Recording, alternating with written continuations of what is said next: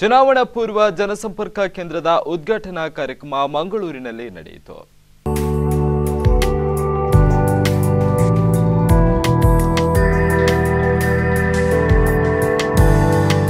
ನನ್ನನ್ನು ಬಿಜೆಪಿಯಿಂದ ಹೊರತುಪಡಿಸಲು ಯಾರಿಂದಲೂ ಸಾಧ್ಯವಿಲ್ಲ. ಆದರೂ ಭಾರದ ಮನಸ್ಸಿನಿಂದ ಮುಂದಿನ ವಿಧಾನಸಭಾ ಚುನಾವಣೆಗೆ ಸ್ವತಂತ್ರ ಅಭ್ಯರ್ಥಿಯಾಗಿ ಸ್ಪರ್ಧಿಸುತ್ತಿದ್ದೇನೆ. ಮುಂದೆ ಶಾಸಕನಾದರೂ ಬಿಜೆಪಿ ತತ್ವಕ್ಕೆ ಬದ್ಧನಾಗಿಯೇ ಇರುತ್ತೇನೆ. ಇದು 2014ರಲ್ಲಿ ಬಿಜೆಪಿಯಿಂದ ಉಚ್ಚಾಟಿತರಾಗಿ ಇದೀಗ ಮಂಗಳೂರು ದಕ್ಷಿಣ ವಿಧಾನಸಭಾ ಕ್ಷೇತ್ರದಿಂದ ಸ್ವತಂತ್ರ ಸ್ಪರ್ಧಾಕಾಂಕ್ಷಿಯಾಗಿರುವ ಶ್ರೀಕರ ಪ್ರಭು ಅವರ ಮಾತು.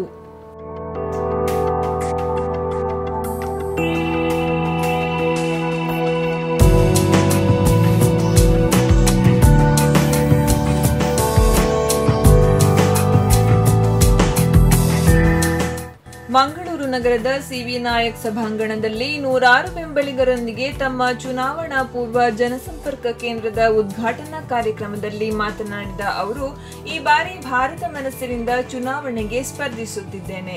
ನನ್ನ ಗೆಲುವು ಶತಸಿದ್ಧ. ಆದರೆ ಇಷ್ಟು ಸಮಯ ಯಾವ ಸಿದ್ಧಾಂತದಡಿ ಬೆಳೆದೆನೋ ಆ ಸಿದ್ಧಾಂತವನ್ನು ಕೈಬಿಡಲಾರೆ ಎಂದು ಶ್ರೀಕರ ಪ್ರಭು ಸ್ಪಷ್ಟಪಡಿಸಿದರು. ನಾವೆಲ್ಲ ಶ್ರೀಕರಮಾನಿಗಳು ಇಲ್ಲಿ ಸೇರಿದ್ದೇವೆ. ಇಲ್ಲಿ ಈ ಸಭೆ ಎಂಬುದು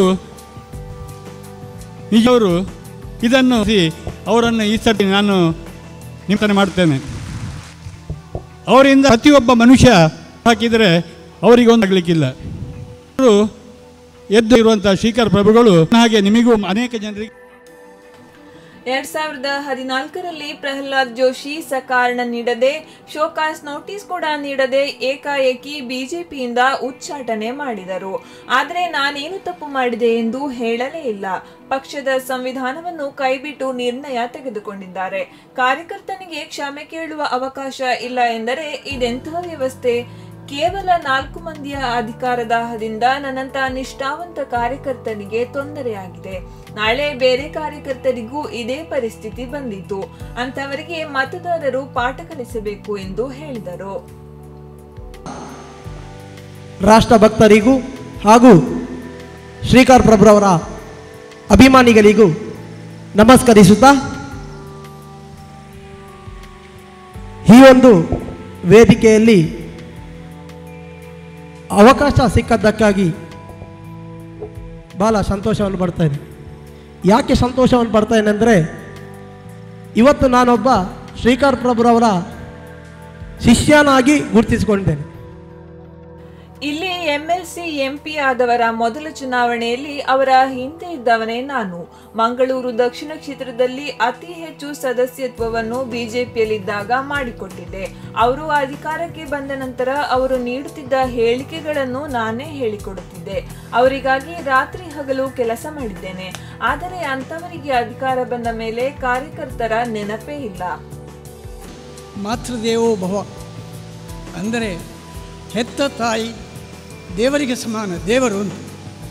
ಹಾಗಿರುವಾಗ ಇಂದಿನ ಉದ್ಘಾಟನೆ ಶ್ರೀಕರ ಪ್ರಭುಗಳ ಹೆತ್ತ ತಾಯಿ ಅಂದರೆ ಅವರ ಸಾಕ್ಷಾತ್ ದೇವರೇ ನೆರವೇರಿಸಿದ್ದಾರೆ. ಅಂದರೆ ಈ ಉದ್ಘಾಟನೆಯಲ್ಲಿ ಶ್ರೀಕರ ಪ್ರಭುಗಳನ್ನು ದೇವರೇ ಹರಸಿದಂತಾಗಿದೆ. ನನಗೆ ಪ್ರಧಾನಿ ನರೇಂದ್ರ ಮೋದಿ, ಮಾಜಿ ಪ್ರಧಾನಿ ವಾಜಪೇಯಿ ಆದರ್ಶ.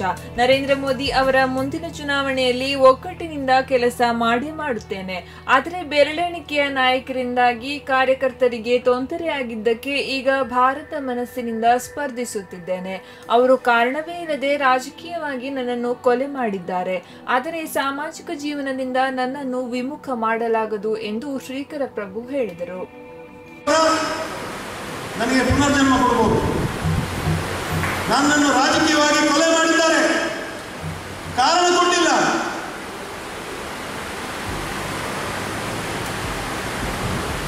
ಅದಕ್ಕೆ ನೀವೇ ಉತ್ತರ ಕೊಡ್ತೀರಿ ಅನ್ನೋ ವಿಶ್ವಾಸ ನನ್ನ ಮಾತು. ಬ್ಯೂರೋ ರಿಪೋರ್ಟ್, ಸ್ಪಂದನ ನ್ಯೂಸ್, ಮಂಗಳೂರು.